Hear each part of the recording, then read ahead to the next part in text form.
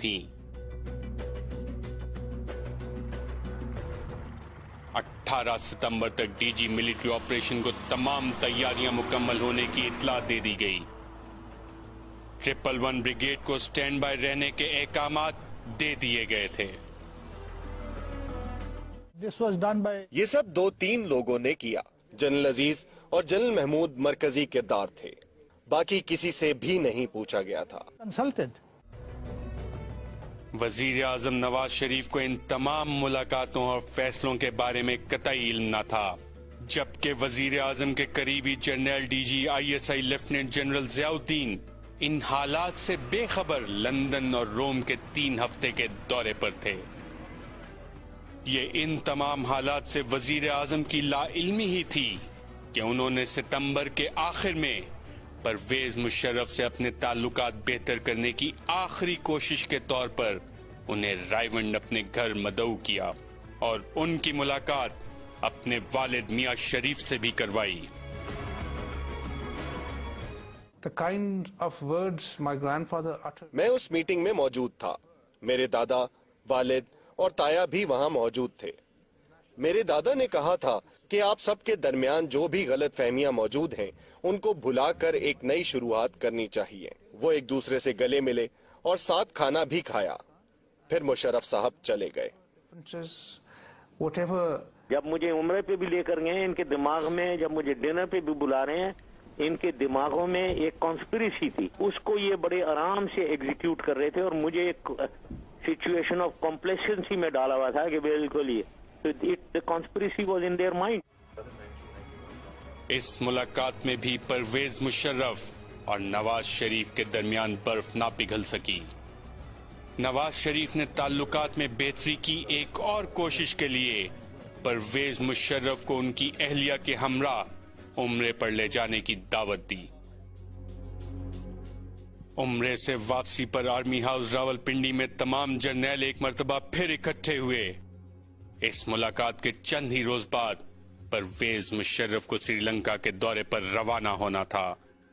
परवेज मुशर्रफ को हुकूमत का तख्ता उलटने की तैयारियों से आगाह किया गया।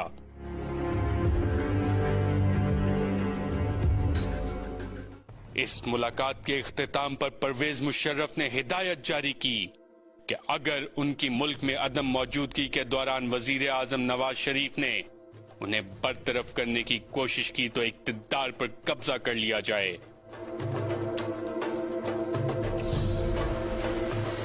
ये हुक्म देने के बाद परवेज मुशर्रफ श्रीलंका के दौरे पर रवाना हो गए।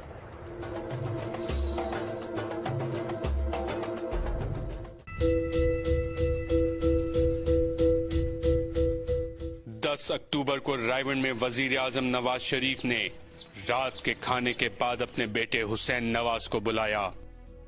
नवाज शरीफ ने हुसैन नवाज को चंद नुकात लिखवाने के बाद उन्हें एक तकरीर की सूरत में लिखने का कहा। परवेज मुशर्रफ को बर्खास्त करने का फैसला हो चुका था और इस तकरीर में, जो कि सरकारी टीवी पर नश्र की जानी थी, नवाज शरीफ ने परवेज मुशर्रफ को नौकरी से बर्खास्त करने की वजूहात बयान की थी।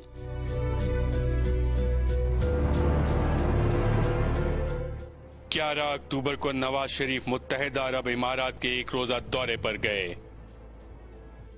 बताया यह जाता है कि यह एक मामूल का दौरा था जिसमें वजीर आजम नवाज शरीफ ने मुत्तहिदा अरब अमारात के अमीर की अय्यादत के लिए जाना था, लेकिन वजीर आजम के जहाज में एक मुसाफिर ऐसा भी था जिसके साथ जाने की इत्तला किसी को ना थी।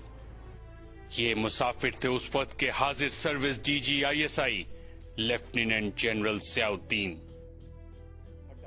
इसके साथ साथ जहाज में उस वक्त के चेयरमैन PTV परवेज रशीद और वजीर आजम के साहबजादे हुसैन नवाज भी मौजूद थे। जहाज ही में नवाज शरीफ ने परवेज मुशर्रफ के खिलाफ अपने शदीद तहफ्फुजात का इजहार करते हुए अपने करीबी DG ISI जनरल जियाउद्दीन से कहा कि वो नए आर्मी चीफ की जिम्मेदारी उन्हें सौंपना चाहते हैं। सफर के इख्तिताम से पहले नवाज शरीफ ने हुसैन नवाज को उनकी तकरीर में चंद मजीद नुकात शामिल करने का कहा। D G I S I general Ziauddin نے نیا آرمی چیف بننے کی حامی بھر لی تھی۔ 12 اکتوبر 1999 کو صبح نواز شریف نے بحیثیت وزیر اعظم ملتان کا دورہ کرنا تھا۔ نواز شریف کے ساتھ جہاز میں پرویز رشید، حسین نواز اور پاک فوج کے چند اہلکار موجود تھے۔ دوران سفر نواز شریف کی تقریر کے متن پر گفتگو جاری رہی۔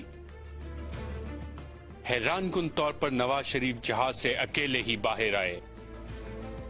نواز شریف کی ہدایات کے مطابق پرویز رشید کی سربراہی میں تقریر کو دوبارہ لکھا گیا۔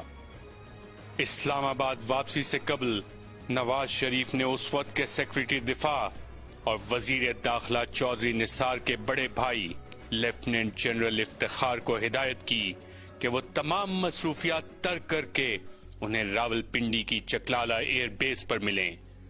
نواز شریف تقریباً 3 بجے واپس پہنچے۔ انہوں نے چکلالہ ایئر بیس پر پہلے سے موجود سیکرٹری دفاع کو اپنے ساتھ وزیر اعظم ہاؤس چلنے کا کہا۔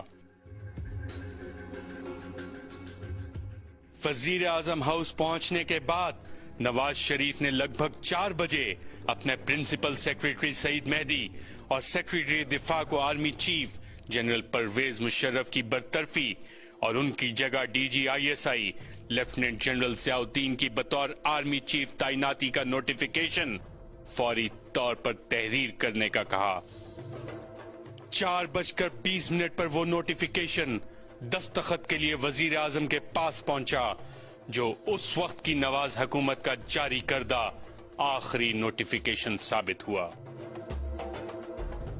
نوٹیفیکیشن پر دستخط کے وقت لیفٹیننٹ جنرل ضیاء الدین بھی وزیر اعظم ہاؤس میں نواز شریف کے ساتھ موجود تھے۔ نوٹیفیکیشن پر دستخط کے بعد نواز شریف نے شیروانی زیب تن کی اور 4:40 پر ایوان صدر کے لیے روانہ ہو گئے، جہاں انہوں نے صدر رفیق تارڑ سے بھی نئے آرمی چیف کی تعیناتی کے نوٹیفیکیشن پر دستخط کروائے۔ ایوان صدر جاتے ہوئے وزیر اعظم نے اپنے ملٹری سیکرٹری بریگیڈیئر جاوید ملک کو نئے آرمی چیف جنرل ضیاء الدین سے آفیشل ملاقات کے فوٹو سیشن کی تیاری کرنے کا حکم دیا۔ 5 بجے army chief general Pervez Musharraf کی برطرفی اور نئے آرمی چیف کی تعیناتی کی خبر سرکاری ٹی وی پر نشر کر دی گئی۔ اس خبر نے اقتدار کے ایوانوں میں ہلچل مچا دی۔ خبر کا نشر ہونا تھا کہ پرویز مشرف کے ساتھی جرنیلوں نے اپنے منصوبے پر عمل درآمد کا آغاز کر دیا۔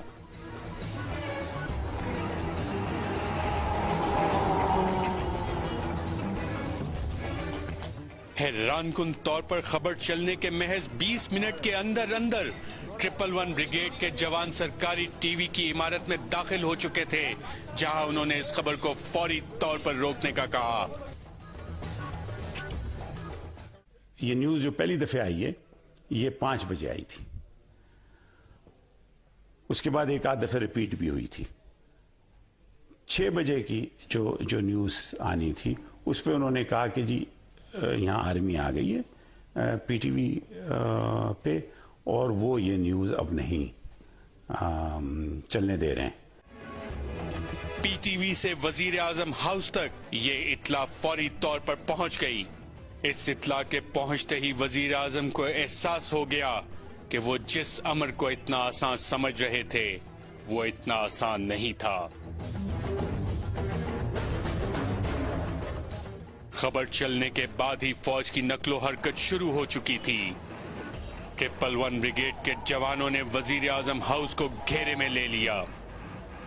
بریگیڈیئر جاوید اقبال جو کہ ملٹری سیکرٹری تھے پرائم منسٹر کے، انہوں نے آ کے وہاں بات کی ہے ان آفیسر سے کہ why have you entered the prime minister house and this is not the proper thing to do, جس پہ they were not prepare to لسن۔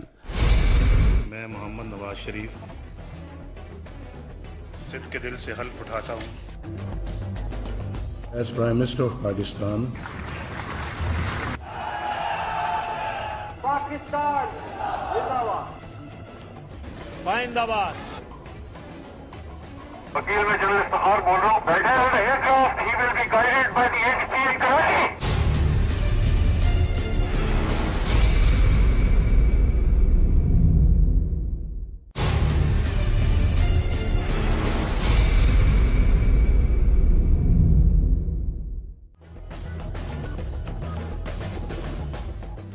وزیر اعظم ہاؤس کے کچھ لوگ یہ بھی کہتے ہیں کہ نواز شریف بار بار اپنے سٹاف سے پوچھتے تھے کہیں فوج تو نہیں آ گئی. رات 9 بجے corps commander Rawalpindi lieutenant general Mahmood اور لیفٹیننٹ جنرل علی جان اورگزئی وزیر اعظم ہاؤس پہنچ گئے اور لیفٹیننٹ جنرل محمود نے وزیر اعظم نواز شریف کو دیکھتے ہی بے ساختہ کہا میں خدا سے دعا کرتا تھا کہ حالات بہتر ہو جائیں اور ہمیں یہ دن نہ دیکھنا پڑے. آرمی چیف پرویز مشرف کو معلوم تھا کہ وزیر اعظم انہیں برخاست کر کے D G I S I lieutenant general Ziauddin کو آرمی چیف تعینات کرنا چاہتے ہیں. ایسی کسی بھی صورت میں فوج نے کیا کرنا ہے یہ بھی پہلے سے طے ہو چکا تھا. مگر جس وقت سری لنکا سے پی آئی اے کی کمرشل فلائٹ PK-805 نے کراچی ایئرپورٹ کے لیے پرواز شروع کی تو یہ احساس کسی کو نہ تھا کہ اس کم دورانیے کی ڈائریکٹ فلائٹ کے پاکستان پہنچتے پہنچتے اقتدار کے ایوانوں میں ایک تہلکہ مچ چکا ہوگا اور ملک کی تاریخ میں ایک مرتبہ پھر فوج منتخب جمہوری حکومت کا تختہ الٹ کر اقتدار پر قابض ہو چکی ہوگی. اس فلائٹ کی کہانی مختصر مگر نہایت سنسنی خیز ہے. فلائٹ نے 6:50 پر کراچی ایئرپورٹ پر لینڈ کرنا تھا. ٹیک آف سے پہلے جہاز کے عملے کو قطعی علم نہ تھا کہ انہیں پاکستان کے کسی بھی ایئرپورٹ پر جہاز اتارنے کی اجازت نہیں ملے گی. جہاز سے ایئر ٹریفک کنٹرول پر پہلا رابطہ 6:10 پر کیا گیا. رابطہ کرنے پر جہاز کے پائلٹ کو بتایا گیا کہ وہ پاکستان میں کسی بھی ایئرپورٹ پر لینڈ نہیں کر سکتے. جہاز کو کہاں لینڈنگ کرنا ہوگی یہ فیصلہ پائلٹ پر چھوڑ دیا گیا. اس کے چند منٹ بعد فوج کراچی ایئرپورٹ کا کنٹرول سنبھال چکی تھی. Corps commander Karachi lieutenant general Usmani اور major general Iftikhar Karachi airport پہنچ چکے تھے. میسج دیا ہے کہ the take over has been completed اور اب آپ لینڈ کر سکتے ہیں. پھر ایئر ٹریفک کنٹرول سے میجر جنرل افتخار نے طیارے کے پائلٹ سے رابطہ کیا اور طیارے کے پائلٹ کو کہا گیا کہ کسی دوسرے ایئرپورٹ پر جانے کی ضرورت نہیں، لینڈنگ کراچی ایئرپورٹ پر ہی ہوگی. سر عباس بول رہا ہوں. جی سر. سر جنرل صاحب یہاں ہے 805 must land here سر. آپ ان سے بات کریں. Hello hello hello. ہاں ہلو. کون بول رہے ہیں؟ وکیل بول رہا ہوں. وکیل میں جنرل افتخار بول رہا ہوں. جی سر صاحب. جہاز کو آپ ڈائریکٹ اس کو کراچی ATC کے ساتھ کر دیں.